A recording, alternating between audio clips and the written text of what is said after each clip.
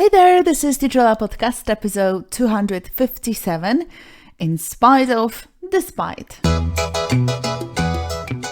Are you tired of lacking confidence when speaking English? Does it block you from achieving your true goals?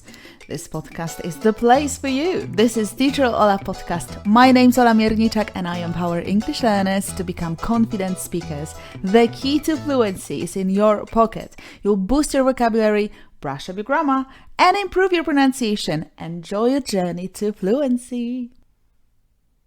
Hello and welcome. Today we're refreshing one tiny grammar point. I really like to teach small nuggets so that you can drill it and implement it automatically. So that's exactly what we'll be doing today. We'll be drilling two alternative phrases, in spite of and despite.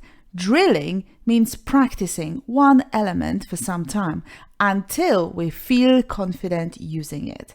Intensive and mindful training, yet super effective. But first, let me remind you that you can watch a video lesson titled How to Stop Translating in Your Head. Sign up if you haven't yet at teacherola.com/lekcję. It's free of charge, of course. Okay, let's get back to the episode. The phrase in spite of, these are three words, in spite of. This phrase is used to show contrast. It means something happens even though there is a challenge, an obstacle, or something that might prevent it. It's similar to saying despite. Both in spite of and despite mean the same thing, in fact. They show that something happens even though there is a challenge or obstacle.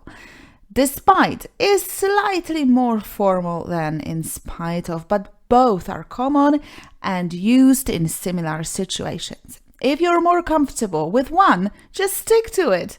Both are correct and interchangeable. Remember one thing, despite has no of, okay?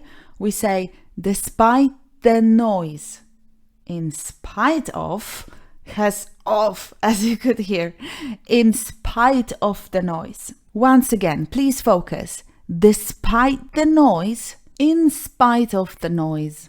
Understanding these small differences will make your English sound smoother and more natural. Keep practicing and you'll get the hang of it.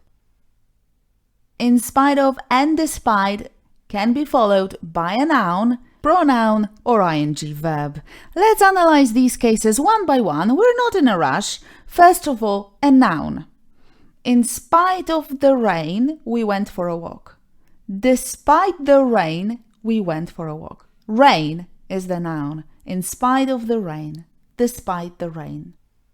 Next, a pronoun. But despite it all, I really think you should join us. Despite it all. So despite it is the pronoun. But in spite of it all, I really think you should join us. Lastly, the ing form.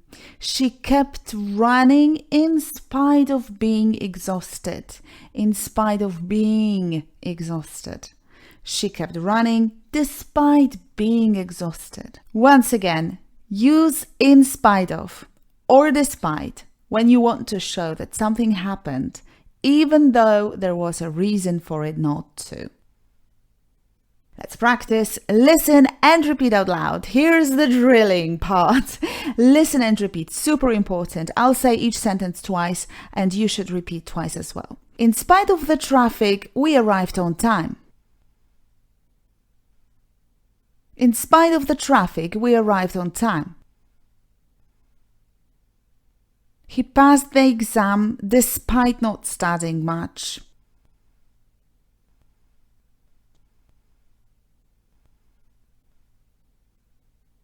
He passed the exam despite not studying much.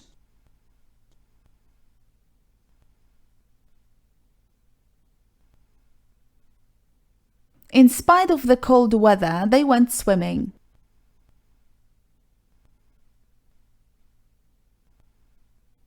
In spite of the cold weather, they went swimming.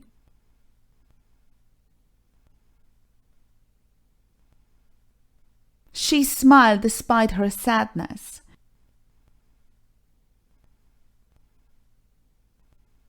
She smiled despite her sadness.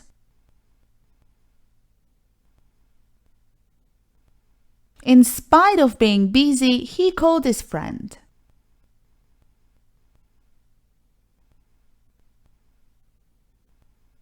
In spite of being busy, he called his friend.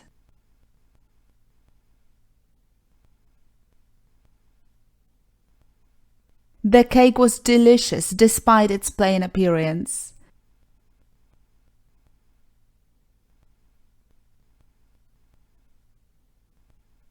The cake was delicious despite its plain appearance.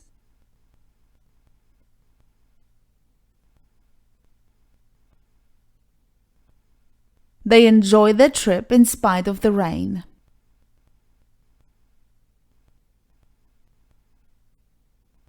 They enjoyed the trip in spite of the rain.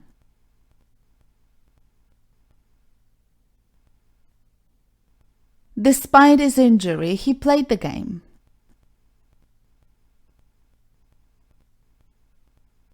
Despite his injury, he played the game.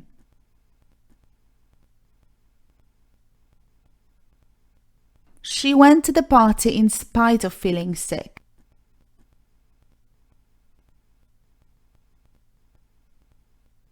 She went to the party in spite of feeling sick.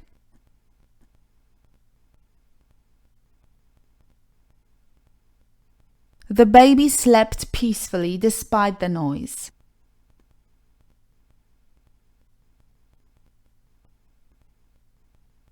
The baby slept peacefully despite the noise.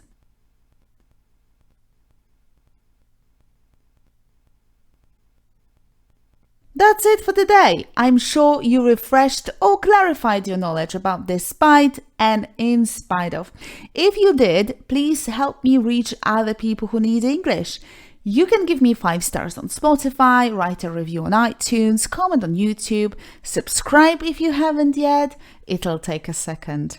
Don't forget to download the worksheet. If you're a member of Top People, you'll already get my newsletter with the PDFs. If not, go and grab it at teacherola.com/257.